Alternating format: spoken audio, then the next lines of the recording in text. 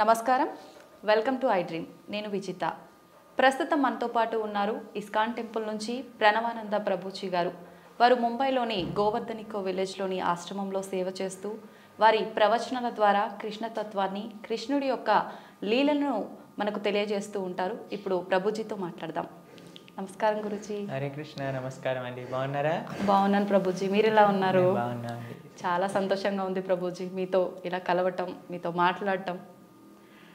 ప్రభుజీ, కృష్ణతత్వం అంటుంటారు. అసలు కృష్ణతత్వం అంటే ఏంటి ప్రభుజీ?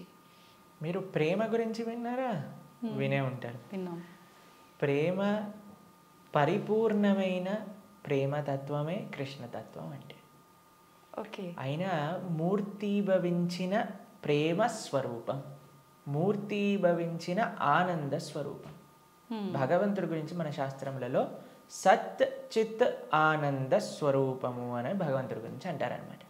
ఇప్పుడు చూడండి, కృష్ణుడి లీలలు ఎటువంటిది అని అంటే, ఎవ్వరు ఆయనని ఏ విధంగా ఆశ్రయించినా సరే ఆయన అట్రాక్ట్ చేసేస్తారనమాట.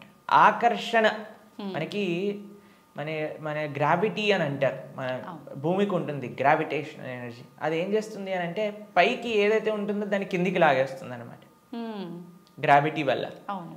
కానీ కృష్ణుడు ఎలాంటి వాడంటే, ఎంత కింద పడిపోయిన వాడైనా సరే పైకి లాగేస్తూ ఉంటాడు. అది ఆయన దగ్గర ఉండే శక్తి అనమాట.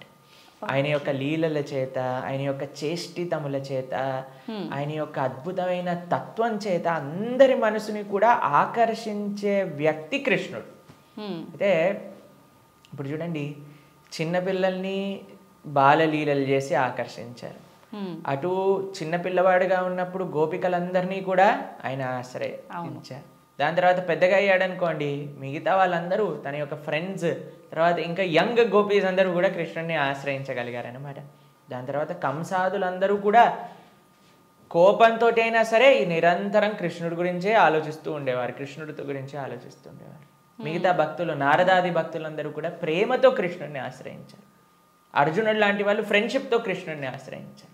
కాబట్టి ఏ విధంగా చూసినా సరే అందరినీ కూడా తన యొక్క మ్యాజిక్లో పెట్టేసేవాడు అనమాట కృష్ణుడు అని అంటే. కృష్ణతత్వం మనకి అన్నిటికంటే పరిపూర్ణమైన తత్వము అని చెప్తారు భగవద్ అవతారములలో.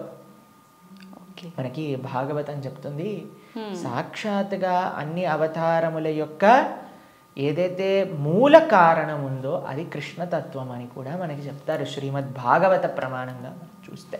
ఓకే. అయితే స్వామి అద్భుతమైన ప్రేమ, ధర్మము, ఆనందము వీటన్నిటితో కూడుకున్న తత్వమే కృష్ణతత్వం అన్నమాట. ఓకే. అయితే ప్రభుజీ, హిందువులు కృష్ణుణ్ణి అసలు ఎందుకు పూజించాలి ప్రభుజీ? హిందువు అని అంటేనే రామకృష్ణాదులందరినీ కూడా ఆరాధన చేసేవారే. సనాతన ధర్మానికి ఒక మూల స్తంభం, లేదా ఒక విధంగా చెప్పాలి అని అంటే సనాతన ధర్మానికి ఒక అన్నిటికంటే ముఖ్యమైన గ్రంథం మనకి భగవద్గీత. కృష్ణుడిని గీతాచార్యుడు అని అంటారు. కృష్ణం వందే జగత్ గురుం. మనందరికీ గురువు ఎవరు అని అంటే అది శ్రీకృష్ణుడే. గీత ద్వారా అసలు హిందూ అని అంటే ఏంటి, సనాతన ధర్మానికి చెందినవారు అని అంటే ఏంటో తెలుసా అండి? మనకి భగవంతుడి పైన నమ్మకం ఉంటే మనం హిందువులం కాదండి, మనం సనాతన ధర్మానికి చెందిన వాళ్ళం కాదు. మన శాస్త్రముల పైన నమ్మకం ఉంటే మన హిందువులం అవుతాం. చాలా మంది అనుకుంటారు, మేము గుడికి వెళ్తామండి, మేము బొట్టు పెట్టుకుంటామండి, మేము భగవంతుడికి అగరబత్తి తిప్పుతామండి కాబట్టి మేము హిందువులం. Sorry sir, you are not Hindu. మనం ఎప్పుడైతే గీత, భాగవత, రామాయణాదులు అన్నిటినీ కూడా ఒప్పుకుంటాం అప్పుడు మనం హిందువులు అవుతాం అన్నమాట. ఎందుకంటే మనకి భగవంతుడి గురించి ఎలా తెలిసిందండి? మీ కృష్ణుడు ఉన్నాడు అని ఎలా తెలిసింది? భాగవతం నుంచి తెలిసింది. రాముడు ఎలా ఉన్నాడు అనేది తెలిసింది రామాయణం నుంచి తెలిసింది. మనం రామాయణము, భాగవతము, భగవద్గీత, ఉపనిషత్తులు, వేదములు వీటిని ఒప్పుకున్నప్పుడే మనం భగవంతుడికి నమ్ముతాము అని మనకి ఆచార్యులు చెప్తారనమాట. కాబట్టి ఆస్తికత అని అంటే గ్రంథములపైన నమ్మకం పెట్టడం, మన శాస్త్రములపైన నమ్మకం పెట్టడం, మన ఆచార్యులపైన నమ్మకం పెట్టడం. కాబట్టి మనందరికీ ఎవరైతే కృష్ణుడు భగవద్గీతలో ఒక విషయం చెప్తారు, ఏంటో తెలుసా అండి? అహం బీజ ప్రదాపిత అని అంటారు. మనందరికీ తండ్రి ఆయనే. మనందరం కూడా మమై వాంసో జీవలోకే జీవభూత సనాతన అని అంటారు గీతలో. మనందరం కూడా కృష్ణుడి యొక్క అంశములు, చిన్న tiny part and parcels of Krishna అని అంటారు. అంటే మీకు ఎక్స్ప్లెయిన్ చేయాలి అని అంటే, ఒక పెద్ద బంగారపు ముద్ద ఉందనుకోండి, 1 కేజీ బంగారపు ముద్ద ఉంది, మీకు ఒక ఉంగరం చేయించుకోవాలి అని అందనుకోండి, దాంట్లో కొద్ది బంగారం తీసి మనం ఉంగరం చేయిస్తాం. కృష్ణుడు ఆ బంగారపు ముద్ద లాంటి వారు అనమాట. మనమేమో చిన్న చిన్న ఉంగరం లాంటి వాళ్ళం అనమాట. కాబట్టి మనకి కృష్ణుడికి ఉండే సంబంధం ఏంటి అని అంటే, జీవేర స్వరూపహోయ్ కృష్ణేర నిత్యదాస్. మనందరం భగవంతుడి యొక్క దాసులం, భగవంతుడికి సేవకులం అనమాట. కాబట్టి ఆయన సేవ చేయకపోతే ఇంకా మనిషే కాదు కదండి. దుర్లభో మానుషో దేహో తదపి దుర్లభమర్థతం మనుష్యత్వం ముముక్షత్వం వైకుంఠ ప్రియ దర్శనం. ఈ మానవ జన్మ లభించిందే భగవంతుని తెలుసుకోవడానికి. కాబట్టి ఆ భగవంతుడి ఆరాధన అనేది ప్రతి ఒక్కరూ తప్పకుండా చేయాలి. మన సనాతన ధర్మంలో కృష్ణ రామ ఆ యొక్క సేవ, వాళ్ళ యొక్క తత్వాలను మనం శ్రవణం చేయటం, వాళ్ళకి సేవ చేయటం అనేది చాలా ముఖ్యం. కాబట్టి ప్రతి ఒక్కళ్ళు కూడా చక్కగా కృష్ణుని ఆశ్రయించాలి, కృష్ణుడి యొక్క భక్తి చేయాలి. ఓకే. అయితే ప్రభుజీ, కృష్ణుడిని ఆరాధించాలంటే కృష్ణుడి విగ్రహం అనేది మనం ఇంట్లో పెట్టుకొని ఆరాధించాల్సి ఉంటుందా గురూజీ? అసలు ఎందుకు పెట్టుకోవాలి కృష్ణుడి విగ్రహాన్ని? కృష్ణుడి యొక్క విగ్రహం ఎందుకు పెట్టుకోవాలి అని అంటే, మనం మీకు ఒక విషయం చెప్తానండి. మీకు చాలా ప్రేమ ఉన్ని వ్యక్తిలోని ఎవరైనా ఉన్నారనుకోండి, మీరు ఏం చేస్తారు? మా కాలేజ్లో మేము ఇంజనీరింగ్ చదువుకునేటప్పుడు చూసేవాళ్ళం అనమాట. ఎవరికైనా గర్ల్ ఫ్రెండ్ బాయ్ ఫ్రెండ్ ఉన్నారనుకోండి, వాళ్ళు ఏం చేస్తారు తెలుసా? స్క్రీన్స్ ఎవరిపైన వాళ్ళు ఫోటో పెట్టుకునేవారు అనమాట. అదే అడుగుని, అరే వీళ్ళెవరు అంటే, వీళ్ళు నా గర్ల్ ఫ్రెండ్, వీళ్ళ బాయ్ ఫ్రెండ్ అని చెప్తూ ఉండేవారు. తర్వాత మేము ఎప్పుడైనా వాళ్ళకి రూమ్కి వెళ్ళాం అనుకోండి, రూమ్లో కూడా వాళ్ళ ఫోటోలు ఉండేవి. దాని తర్వాత ఎక్కడ పర్సులో చూసాను, పర్సులో కూడా వాళ్ళ ఫోటో ఉండే. మనం ఎవరినైతే ప్రేమిస్తామో వాళ్ళ యొక్క చిహ్నాలతో మన అందరినీ నింపేసుకుంటూ ఉంటాం కదండి. అవును ప్రభుజీ. కాబట్టి మనం భగవంతుడిని ప్రేమిస్తున్నాము అన్నప్పుడు భగవంతుడి యొక్క అవే మన దగ్గర ఉండాలన్నమాట. ఇప్పుడు చూడండి, మేము స్వామి ఆరాధకులం. మా స్క్రీన్ సేవర్లో చూడండి, మీకు కృష్ణుడు కనిపిస్తాడు, పార్థసారథి. ఇక్కడ లోపల తీసిన మా ఆచార్యులు కనిపిస్తారు. కాబట్టి ఎక్కడ ఉన్నా సరే కృష్ణుడితో మనం నింపేసుకుంటాం అనమాట. కృష్ణుడు మనకి ఎల్లప్పుడూ గుర్తుండాలి. చాలామంది అంటారు, ప్రభుజీ మాకు కృష్ణుడు గుర్తు రావాలి, రోజంతా మేము కృష్ణ స్మరణలో ఉండాలి అని అంటే, భగవంతుడి యొక్క నామం జపం చేయటం, భగవంతుడిని ఆరాధన చేయటం అనేది చాలా ముఖ్యం. ఓకే. కాబట్టి ప్రతి ఒక్కళ్ళు చాలామంది భయపడిపోతూ ఉంటారు, ప్రభుజీ ఇంట్లో విగ్రహం పెడితే ఆయనకి 3 పూట్ల నైవేద్యం పెట్టాలా అని అంటే, మరి స్వామి మనకి తినడానికి తిండి ఇచ్చింది, మీకు శరీరం ఇచ్చింది, పీల్చడానికి గాలి ఇచ్చింది, చూడడానికి కన్నులు ఇచ్చింది, శక్తిని ఇచ్చింది, మనసునిచ్చిందేమో ఆయనకు పెట్టడానికి మనకి పెద్ద బాధ. ఆయన నుంచి అన్ని వాడుకోవడానికైతే అప్పుడేం అడగట్లేదు, ప్రభుజీ మేము ఇంత వాడేసుకుంటున్నాం కృష్ణుడి దగ్గర నుంచి అని ఎవరు అడగాల్సిన అవసరం లేదు. కానీ కృష్ణుడికి ఇచ్చేటప్పుడు మాత్రం 3 పూటలా పెట్టాలా అండి నైవేద్యము అని అడుగుతారు. నిజంగా అలా పెడితేనే కృష్ణ పరమాత్ముడు మనందరినీ అనుగ్రహిస్తాడా ప్రభుజీ? మీరు ఒక్క విషయం చెప్తానండి. మీ ఇంటికి ఒక గెస్ట్ని తీసుకొచ్చారు, ప్రభుజీ గెస్ట్కి 3 పూట్ల పెడితేనేనా అండి ఆయన పట్ల ప్రేమ ఉన్నట్టు? ఆయన ఉపవాసం ఉంటే నాకేముందండి, ఆయన వచ్చి అక్కడ ఉన్నాడు, ఆయనంతా ఆయన ఉంటాడు, ఆయనకి ఏదైనా ఆకలేస్తూ వండుకొని తినమనండి అని అంటారండి గెస్ట్ని ఎవరినైనా? లేదు ప్రభుజీ. రాగానే మీరు ఇప్పుడు నేను రాగానే నన్ను టీ తాగుతారా కాఫీ తాగుతారా అని అడిగారా? అవును ప్రభుజీ. మరి అడగకుండా పర్వాలేదులే ఈయన వచ్చాడు కదా, ఈయన ఇష్టం ఉన్నట్టు ఈయనని కూర్చొని ఈయననే మైక్ సెట్టింగ్ చేసుకొని ఈయననే షూటింగ్ చేసుకొని వెళ్ళిపోని ఇవ్వండి అంటారా? లేదు ప్రభుజీ. కాబట్టి మనం ప్రేమతో భగవంతుని పిలిచినప్పుడు, భగవంతుడు వచ్చినప్పుడు ఆయనకి సేవ చేసే బాధ్యత కదండి మనకి. అవును. ఆయనకేం కావాలని కాదు, కానీ మనకు ఆయన పట్ల ఉండే ప్రేమను వ్యక్త చేసుకోవడానికి మనం సేవ చేసుకోవాలి. ఇప్పుడు ఆయనకి రావాల్సిన అవసరం ఏముందండి? మీరు ఇందాక అన్నారు, ప్రభుజీ మీరు వచ్చినందుకు చాలా సంతోషమైంది అని. కాబట్టి మనలాంటి ఏదో చిన్న వ్యక్తి ఒకళ్ళ దగ్గరికి వెళ్తేనే మనం సంతోషపడుతున్నామే, అఖిలాండ కోటి బ్రహ్మాండ నాయకుడు మన ఇంటికి వచ్చాడు ఒక విగ్రహ రూపంలో మన సేవ స్వీకరించడానికి అని అంటే ఎంత ఆనందంతో మనం స్వామిని స్వీకరించాలి చెప్పండి, ఎంత విశేషంగా స్వామిని ప్రేమించాలి చెప్పండి. అవును ప్రభుజీ. మన ఇంట్లో భగవంతుడు అంటే ఒక వ్యక్తి, ఆయన మన దగ్గరికి వచ్చారు, మనం పిలిచి నమ్మకంతో వస్తే అక్కడ ఉంటాడు. కృష్ణ అనగానే స్వామి అక్కడ ఉన్నారు. ఇప్పుడు మనం ఏం చేస్తాం, భగవంతుడి యొక్క పూజ అంటే పెద్ద ఏదో వీళ్ళు అనుకుంటారు ఒక ఎక్స్ట్రా బాధ్యత మా తలపైన వేసేస్తారని. కాదండి, ఈజీ. ఇప్పుడు నేను వచ్చాక మీరేమన్నారు, రండి కూర్చోండి, నీళ్లు తాగుతారా, ఏదన్నా తీసుకుంటారా, అంతే భగవంతుడి ఆరాధన. స్వామి వచ్చావా, తర్వాత కూర్చోబెట్టడం, ఆసనం సమర్పణ చేయటం, తర్వాత అర్ఘ్య పాద్య ఆచమనీయాదులు ఇవ్వటం. తర్వాత మీరు ఇంటికి గెస్ట్ వచ్చారనుకోండి, అయ్యా వాష్రూమ్ యూజ్ చేస్తారా, స్నానం చేసి రండి, ఫ్రెష్ అప్ అవ్వండి అంటారు కదా, స్వామికి స్నానం చేయించటం. దాని తర్వాత ఏం చేస్తారు, చక్కగా వస్త్రాలు ఇస్తారు, టవల్ ఇస్తారు, చూసుకోవడానికి వస్త్రాలు వేస్తారు.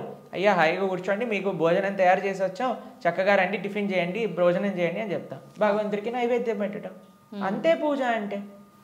దీంట్లో కంగారు పడిపోయి అయ్యా మా ఇంట్లో కృష్ణుని తెచ్చుకుంటే మేము ఏమేం చెయ్యాలి, మా సమయం అంతా పోతుందా. ఎంత చేశామని కృష్ణుడు చూడడు, ప్రేమతో చేశామా లేదా.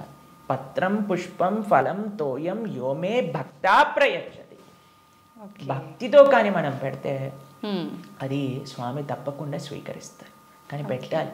చాలామంది విగ్రహాన్ని తెచ్చుకొని పూజ చేయాలన్నమాట. అలా ఉండకూడదు. మనం స్వామిని తెచ్చుకున్నప్పుడు మంచిగా ఆరాధన చేయాలి, ప్రేమతో పూజ చేయాలి.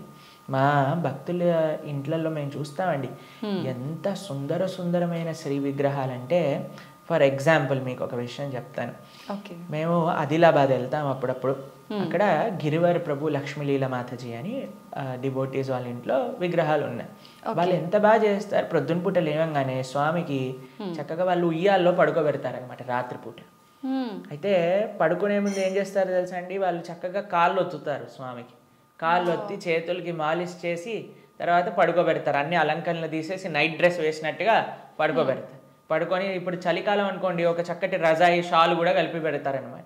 ప్రొద్దున పూట లేస్తారు. లేపాక చిన్నపిల్లవాడిని ఎలా మనం కూర్చోబెట్టి ఆయనను రెడీ చేసి ఎలా అయితే చేస్తామో అలా కూర్చోబెట్టి స్వామికి అలంకరణ చేసి, పిల్లలందరూ వాళ్ళ ఇంట్లో 3 పిల్లలు ఉన్నారనమాట. 3 పిల్లలు వచ్చి భగవంతుడికి ఆరతి చేస్తారు. అమ్మ నాన్న అందరూ ఇంటిల్లిపాది భగవంతుడి యొక్క సేవ చేసుకుంటారు. మీకు ఒక విషయం చెప్తా, a family that praise together stays together. మనం అన్నీ చేస్తామండి. ఇంటిల్లిపాది అందరిని తీసుకొని సినిమాకి వెళ్ళొచ్చు, ఇంటిల్లిపాది అందరిని తీసుకొని హోటల్కి వెళ్ళొచ్చు, ఇంటిల్లిపాది అందరిని తీసుకొని పార్క్కి వెళ్ళొచ్చు.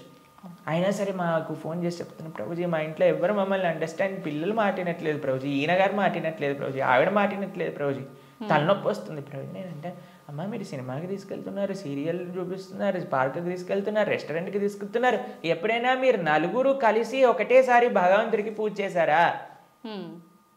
నలుగురు కలిసి నియమంగా ప్రతి వారం మేము గుడికి వెళ్తామండి, ప్రతి వారం మేము గోసేవ చేయడానికి వెళ్తామండి అని ఎవరైనా చేస్తున్నారా అంటే, లేదండి మా ఆయన గారు గుడికి రాదండి, నేను ఒక్కనే వెళ్తానండి, మా ఆవిడ గారు పూజ చేయరండి, నేను ఒక్కనే పూజ చేస్తానండి, మా పిల్లలు ఆడుకోవడానికి వెళ్తారు. ఏవైతే చేయకూడదో అన్ని నలుగురు కలిసి చేస్తున్నారు, ఏదైతే పని చేయాలో కలిసి చేయట్లేదు కదా. మేము అన్నాం వాళ్ళకి, ఒక నెల రోజులు కలిసి మీరు ఆలయానికి వెళ్ళండి, నెల రోజులు కలిసి గోశాలకు వెళ్ళి గోసేవ చేయండి, ఒక నెల రోజులు కలిసి ఒక 5 నిమిషాలైనా సరే భగవంతుని ముందు ప్రార్థన చేయండి అంటే, నెల రోజుల తర్వాత మాకు ఫోన్ చేశారు. ఫోన్ చేసి ప్రభుజీ ఇప్పుడు మేము ఇంతకు ముందు కంటే చాలా ప్రశాంతంగా ఉన్నాం, ఇంతకు ముందు కంటే చాలా మార్పు మా జీవితాల్లో వచ్చింది. కాబట్టి మేమన్నా ఇలానే చేస్తూ ఉండండి, ఇంకా శాంతి మీ ఇంట్లో పెరుగుతుంది. కాబట్టి మనకు ఒక కామన్ పాయింట్ కావాలి. ఆ కామన్ పాయింట్ మంచి సెంటర్ అయి ఉండాలి, అది భగవంతుడు. భగవంతుని కేంద్రంగా పెట్టుకుంటే, ఇప్పుడు మన ఇంటికి కేంద్రం ఏంటండి, డైరెక్ట్గా ఇంట్లో నుంచి రాగానే ఫస్ట్ మహావిశ్వరూప దర్శనం, పెద్ద ఎల్సిడి స్క్రీన్ టీవీ కనిపిస్తుంది మనకి. అవును ప్రభుజీ. కాబట్టి టీవీ మనకి కేంద్రం అయిపోయింది. టీవీలో ఏం చూపిస్తారండి, ఆ చెత్త ఈ చెత్త తప్ప ఏం అవసరమైన విషయాలు ఏం చూపించరు, ఇలాంటి ప్రోగ్రాముల విషయం పక్కన పెడితే. కాబట్టి మనిషికి ఏది మంచిదో అది మనకి కేంద్రంగా ఉండాలి. ఇప్పుడు దురదృష్టవశాత్తు టీవీలు కేంద్రం అయిపోయాయి ఇంటికి. ఎంత పెద్ద టీవీ ఉంటే అంత గొప్ప స్టేటస్ని ఇది అని చెప్పుకునే వాళ్ళు కూడా తయారైపోయారు. మేము ఒక భక్తుల ఇంటికి వెళ్ళాం. జనరల్గా భక్తుల ఇంట్లలో టీవీలు చూడం మేము ఎప్పుడు కూడా. వాళ్ళు టీవీలు తీసేసి ఎక్కడైతే టీవీ ఉండాలో అక్కడ ఆలయం ఉంటుంది. మా ఇంట్లో కూడా టీవీ ఉండదండి. మా ఇంట్లో హాల్లోకి వెళ్తే ఫస్ట్ కనిపించేది మీకు మా పూజా గది, మా ఆరాధన మూర్తులు అన్నీ కూడా కనిపిస్తూ ఉంటాయి అన్నమాట. డెలిబరేట్లీ మేము అసలు టీవీ పెట్టలేదు హాల్లో, ఎందుకంటే అందరికీ కేంద్రం భగవంతుడు ఉండాలి అట్లీస్ట్ అని. కాబట్టి భక్తుల ఇంట్లలో ఎక్కడైతే టీవీ మెయిన్ ప్రదేశం ఉంటుందో అక్కడ తప్పకుండా పూజ రూమ్ ఉంటుంది. కానీ ఈ భక్తుడి ఇంట్లో మాత్రం పెద్ద టీవీ ఉందన్నమాట. ఓకే. అయితే నేను అడిగి ఆశ్చర్యపోయాను, అదే టీవీ ఏముంది ప్రభుజీ ఒకసారి వెనకాల చూడండి అనగానే ఏం వైర్ లేవు, ఉత్తి టీవీ అలా పెట్టి ఉంటారనమాట. అయితే నేను అన్నాను ఏమైంది, ఎందుకు అలా పెట్టారు అంటే ప్రభుజీ అందరు అంటున్నారు టీవీ ఒక స్టేటస్ సింబల్ అయిపోయింది, మీ ఇంట్లో టీవీ లేదా, మీ ఇంట్లో టీవీ లేదా, మీ ఇంట్లో టీవీ లేదా అన్నందుకు వాళ్ళ కోసం అని పెట్టేశాను ప్రభు, కానీ వైర్లు పెట్టలేదు, ఉత్తి టీవీ పెట్టానని చెప్పారనమాట.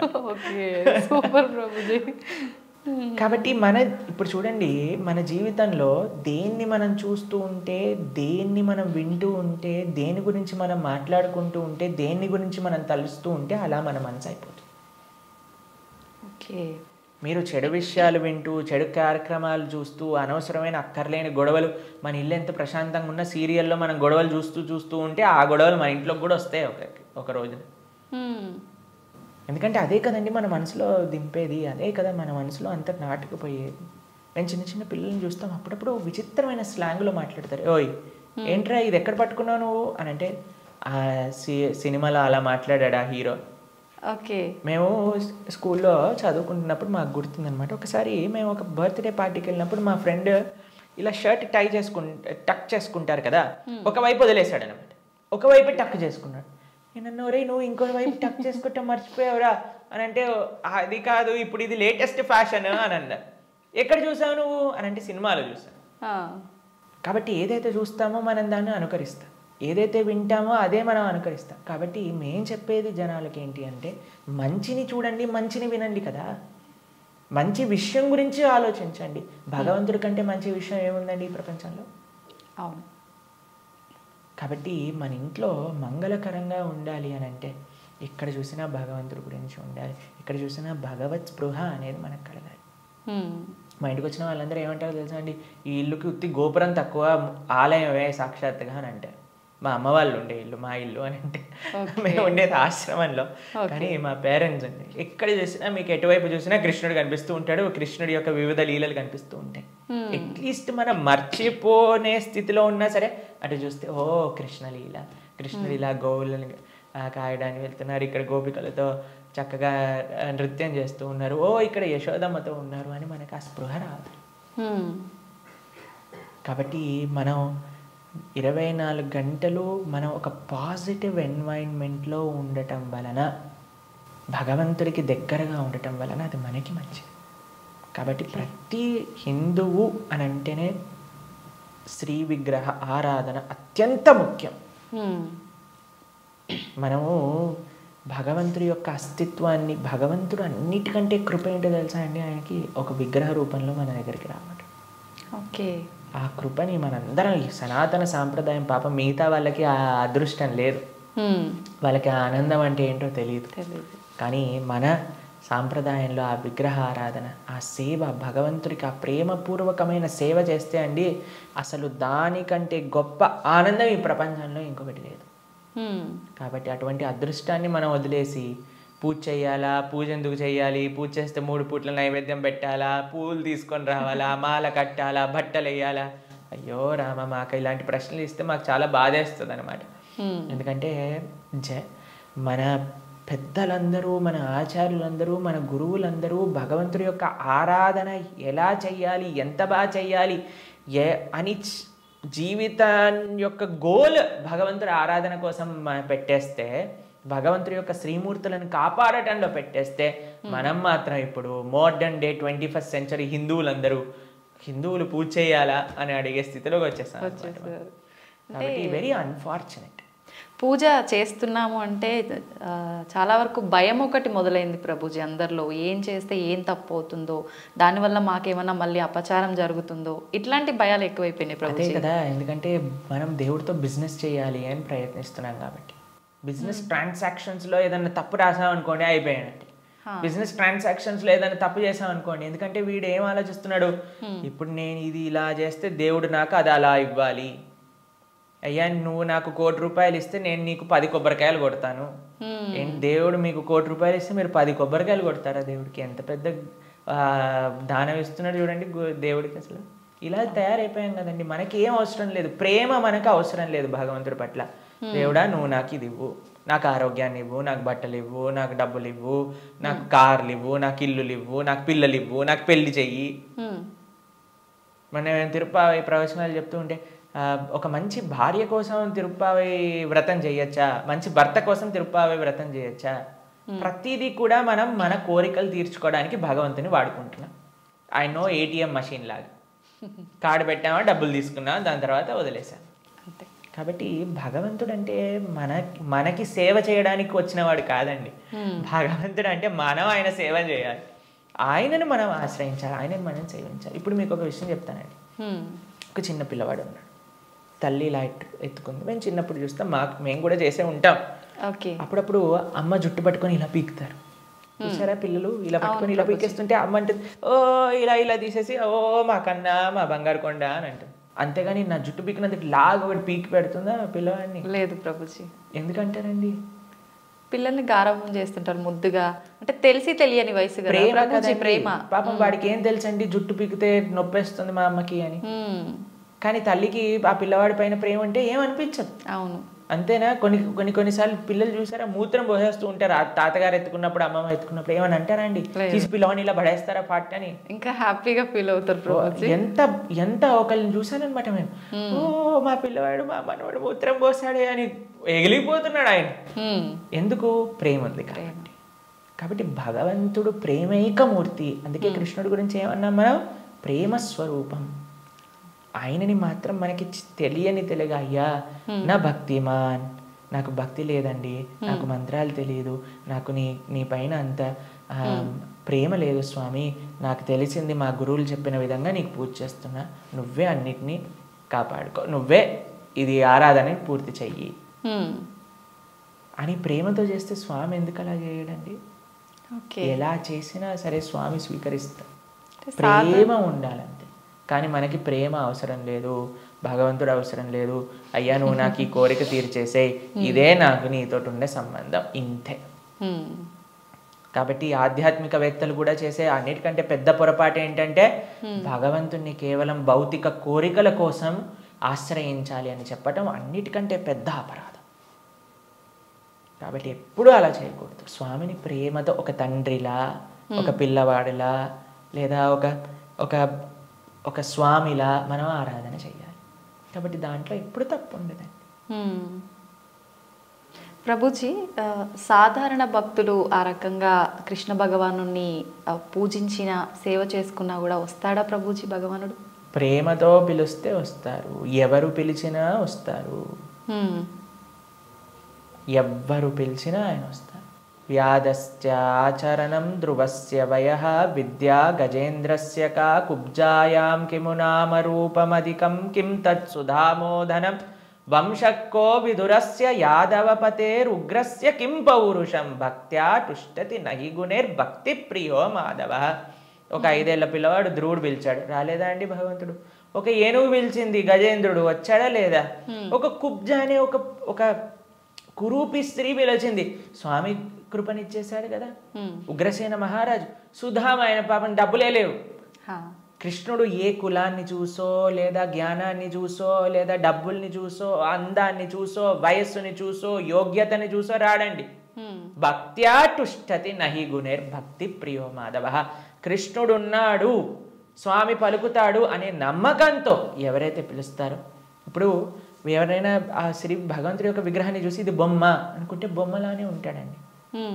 ఇది మట్టితో చేశారా అంటే మట్టే ఉంటాడు. స్వామి ఉన్నాడు అని నమ్మితే ఎక్కడైనా భగవంతుడు ఉంటాడు.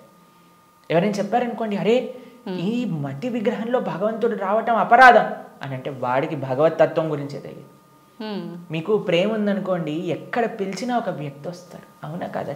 అవును ప్రభుజీ. మేము ఒక ప్రోగ్రామ్కి వెళ్ళామండి. అయితే వాళ్ళు అన్నారు, ప్రభుజీ మా ఈ చిన్న ప్రోగ్రామ్కి వస్తారని మేము అనుకోలేదు ప్రభుజీ, కానీ పిలవంగానే మీరు వచ్చారు. ఒక చిన్న వ్యక్తినండి, ఒక ఇన్సిగ్నిఫికెంట్ పర్సన్ లైక్ మీ ఒక దగ్గరికి వెళ్తే వాళ్ళు ఎంత ఆనందపడ్డారు. అరే మా ప్రదేశానికి కూడా వస్తారా, మా ఇంటికి వస్తారా ప్రభుజీ అని ఆనందపడ్డారు.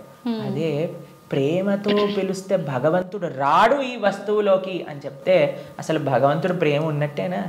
అసలు ఆయనకు భగవంతుడి గురించి తెలిసినట్టేనా? కాబట్టి ఎవరైతే విగ్రహారాధన దూషిస్తారో most unfortunate and most ignorant people in the entire creation.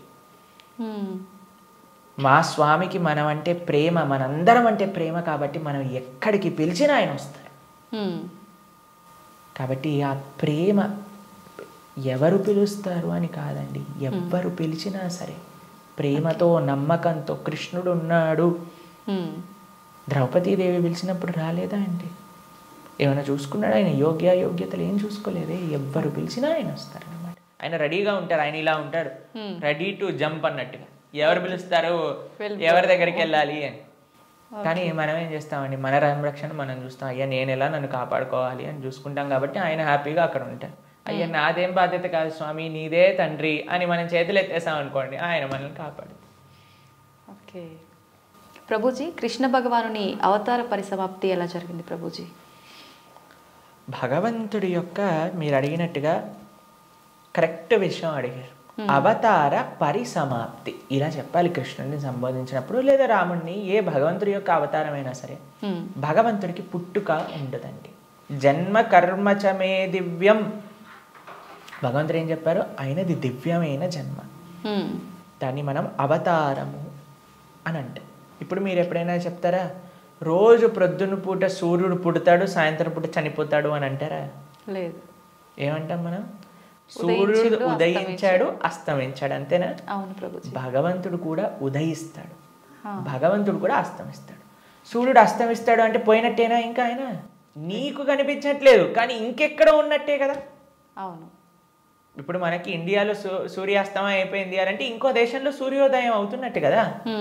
కాబట్టి భగవంతుడు ఎప్పుడూ ఎల్లప్పుడూ కూడా ఆయనకి మరణము అనేది ఉండదు, జన్మ అనేది ఉండదు. ఆయన మన పైన కృపతో అవతారాన్ని స్వీకరిస్తారనమాట. ఓకే, మీకు ఒక విషయం చెప్తాను. కొంతమందికి మెమరీ లాస్ పేషెంట్స్ ఉంటారు. మెమరీ లాస్ పేషెంట్స్ దగ్గరికి ఏం చేస్తారంటే అండి, వాళ్ళకి ఇంతకు ముందు ఉండే మెమరీస్ని చూపిస్తారనమాట. వాళ్ళ పిల్లల్ని, లేదా వాళ్ళు చిన్నప్పుడు తీసిన ఫొటోస్ని, వాళ్ళు ఉన్న ఊర్లని, అవన్నీ ఇలా చూపిస్తూ ఉంటారనమాట. చూపిస్తూ ఉంటే కొన్నిసార్లు ఏదో ఒకటి వాళ్ళ బ్రెయిన్కి ఇలా క్లిక్ అయ్యి అప్పుడు వాళ్ళు గుర్తుపట్టడం ప్రారంభిస్తారనమాట. వాళ్ళు ఎక్స్టర్నల్ కాన్షియస్నెస్లోకి వస్తారు. భగవంతుడి యొక్క అవతారం ఎందుకోసము అని అంటే, మనందరం ఈ సంసార సాగరంలో పడి కొట్టుకుపోతున్నాము. ఏదో మనం కూడా మెమరీ లాస్ అయిపోయినట్టు ఇదే నా వాళ్ళు, ఇదే నా ప్రపంచం, ఇదే నా ఇల్లు అని తిరుగుతున్నారు. వీడి నిజమైన స్వరూపాన్ని చూపించాలి అని స్వామి అవతరించి, స్వామి యొక్క లీలల ద్వారా, రామాయణ భాగవతాదుల ద్వారా, అయ్యా ఇది నువ్వు ఈ ప్రదేశానికి చెందినవాడివి అని మనకు చూపిస్తారు. అప్పుడు నేనైతే ఈ మనుష్యుని కాదా, అయితే ఇది నేను ఈ కులానికి చెందినవాడిని కాదా, ఈ ప్రాంతానికి చెందినవాడిని, నేను కృష్ణుడి దాసున్నా, నేను ఉండాల్సింది ఆ భగవంతుడి యొక్క లోకంలో కదా అని మనం కూడా మర్చిపోయిన వాళ్ళకి కొద్దిగా బుద్ధినివ్వడానికి స్వామి అవతార స్వీకారం చేస్తారనమాట. మనందరం పడిపోయి ఈ సముద్రంలో పడిపోవడం అంటే ఏంటండి? మునిగిపోవటం.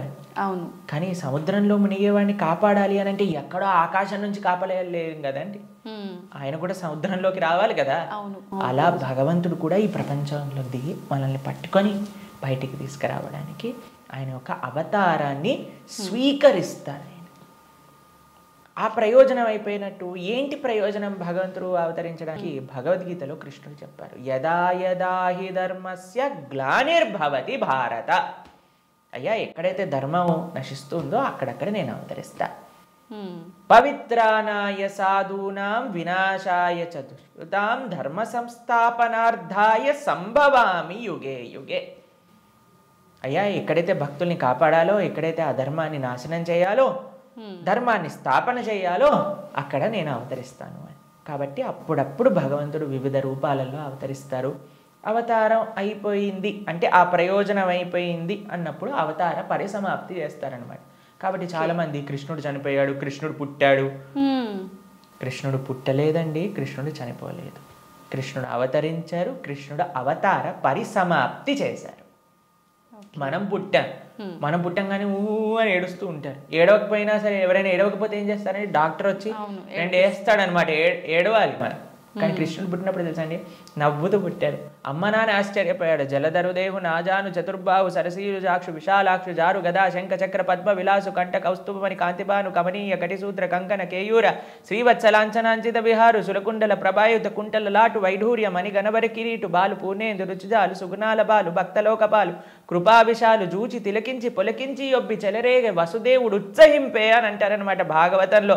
అంత ఆనందపడిపోయేవారు కృష్ణుని చూశాక. వసుదేవుడు పుట్టంగానే శంఖచక్ర గదా పద్మములు పట్టుకొని వసుదేవుడు అంతా ఆనందపడ్డారనమాట కృష్ణుడు అవతరించినప్పుడు. ఎప్పుడైనా మీరు చూసారండి పిల్లవాడు పుట్టినప్పుడు నానా అమ్మ బాగున్నారా మీరు అని అడగటం? కానీ కృష్ణుడు పుట్టంగానే వాళ్ళ చరిత్రలు మొత్తం కూడా చెప్తారు, వసుదేవుడిది ఇంకా దేవకీ దేవిది. దాంతోపాటు ఎంత ఆనందంగా అంటే చతుర్భుజ రూపంలో ఎవరైనా పిల్లలు చూసారా శంఖచక్రం పట్టుకొని రావటం?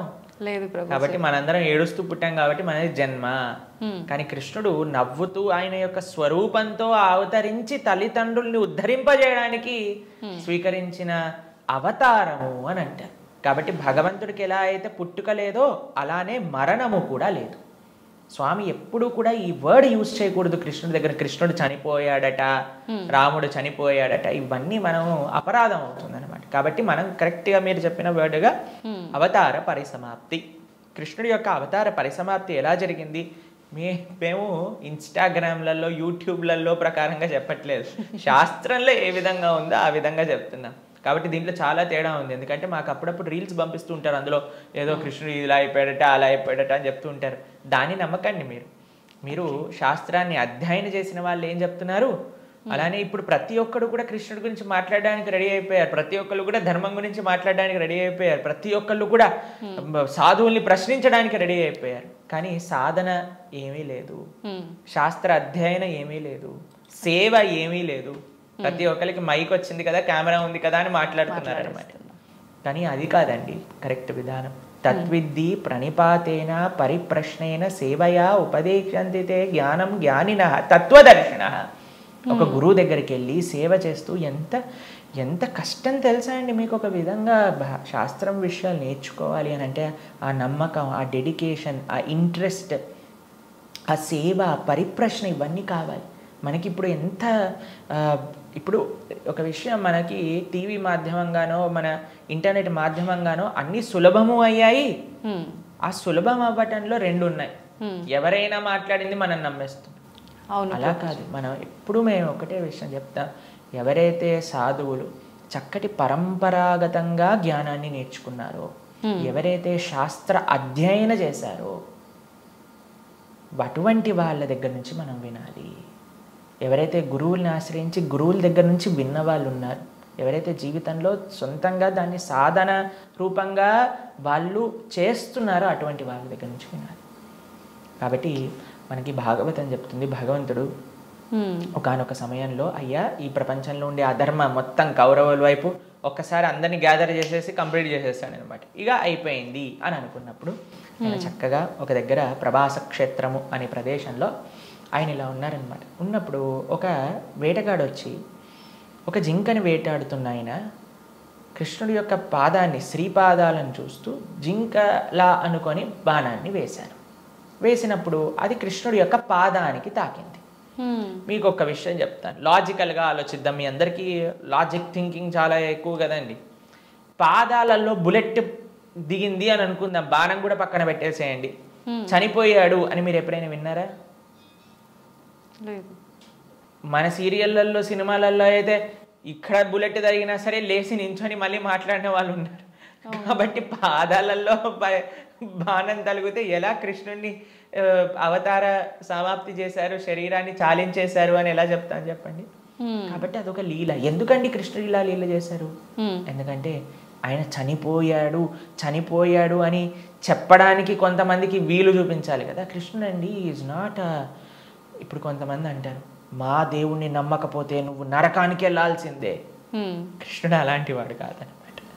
కాబట్టి అయ్యా నువ్వు నన్ను నమ్ముకో, నేను నీకు కావాల్సినంత శ్రద్ధ, విశ్వాసం, భక్తిని ఇస్తాను. నువ్వు నన్ను నమ్మకు, నీకు కావాల్సిన రీజన్స్ ఇస్తాను నన్ను నమ్మకపోవడానికి. కాబట్టి అటువంటి వాళ్ళకు ఒక రీజన్ ఇవ్వడానికి అనమాట. భక్తులకి భగవంతుడు అంటే ఎంత అపరిమితమైన ప్రేమ ఉంటుంది అని అంటే స్వామి యొక్క అవతార పరిసమాప్తి గురించి ఎందుకంటే స్వామి యొక్క ఈ ప్రపంచంలో ఇలా ఉన్న స్వామి అక్కడ ఉన్న భక్తులకు ఒకటే. అప్పుడు జర అనేవాడికి ఏం చెప్పారు, అయ్యా తప్పైపోయింది స్వామి, నీ శ్రీపాదానికి నేను బాణం వేసా అంటే, ఏం కంగారు పడకు, నువ్వు వైకుంఠానికి వెళ్ళిపో అంటే ఆయన ప్రదక్షిణ చేసి ఆయన వైకుంఠానికి వెళ్ళిపోతాడు బాణం వేసినోడు. కానీ బాణం తలిగిన వాడేమో చనిపోయాడు, శరీరాన్ని విడిచిపెట్టేశారు. ఒకళ్ళు చెప్తున్నారు కృష్ణుడు నరకంలో ఉన్నాడట. ఏంటండి, బాణం వేసిన వాడిని వైకుంఠానికి పంపించి ఈయనెందుకు నరకానికి వెళ్తారు చెప్పండి. కాబట్టి భాగవతం ఏం చెప్తుంది అని అంటే, ఆయన కృష్ణుడు అలానే నవ్వుతూ అందరూ దేవతలందరూ కూడా వాళ్ళ వాళ్ళ వాహనాలలో ఆకాశాన్ని మొత్తంలో కూర్చొని, అయ్యా మా కోసం నువ్వు అవతరించావు, ఇంతమంది దుష్టుల్ని సంహరించావు అని పుష్పవృష్టి కురిపిస్తుండగా స్వశరీరంతో, అలాని శరీరం వదిలేసి కృష్ణుడు ఆత్మ వెళ్ళిపోయింది. కృష్ణుడికి ఆత్మ మనలాగా శరీరం వేరు వేరు కాదు, ఆయన సచ్చిదానంద స్వరూపం. మొత్తం ఆయనకి ఆత్మ వేరు, శరీరం వేరు, హార్ట్ వేరు అలా ఉండదండి. స్వామి ఒకటే ఒక అద్భుతమైన స్వరూపం అనమాట.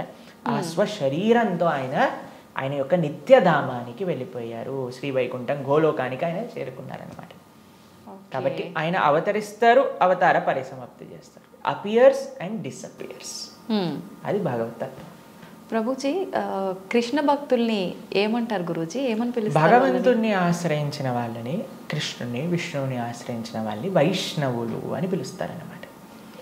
కాబట్టి మనకి చాలా మందికి తెలియదు పాపం. చాలా మంది అడుగుతుంటారు వైష్ణవులు అంటే ఏంటి ప్రభుజీ, ఏదైనా కులమా అని అడుగుతుంటారు. వైష్ణవులు అంటే కులం కాదండి, భగవంతుని విష్ణువుని ఆశ్రయించిన వాళ్ళు వైష్ణవులు.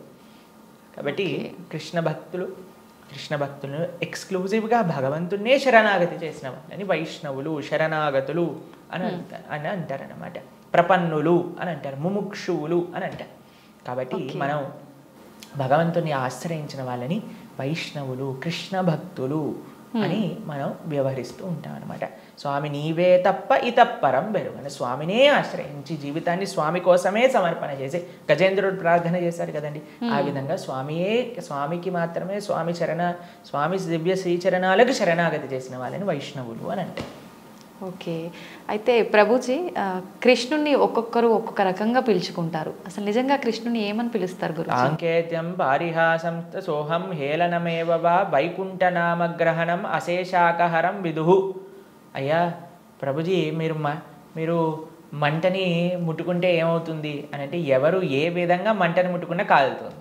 అలానే కృష్ణుని ఎవరు ఏ విధంగా పిలిచినా సరే వాళ్ళకి ఫలితం వస్తుంది అనమాట. సాంకేత్యం పారిహాసం స్తోహం హేళనమేవ జోగ్గా చూడు హరే కృష్ణ వాడు వెళ్తున్నాడు అన్నా సరే, కృష్ణనామం అన్నాడా వాడికి ఆ ఫలితం దొరుకుతుంది అనమాట. వీళ్ళు హరే కృష్ణ వాళ్ళు పుస్తకాలు డిస్ట్రిబ్యూట్ చేస్తుంటారు రోడ్డు పైన అని కోపంగా అన్నా, కృష్ణుడు చెప్పాను కదా పని చేస్తుంది అనమాట.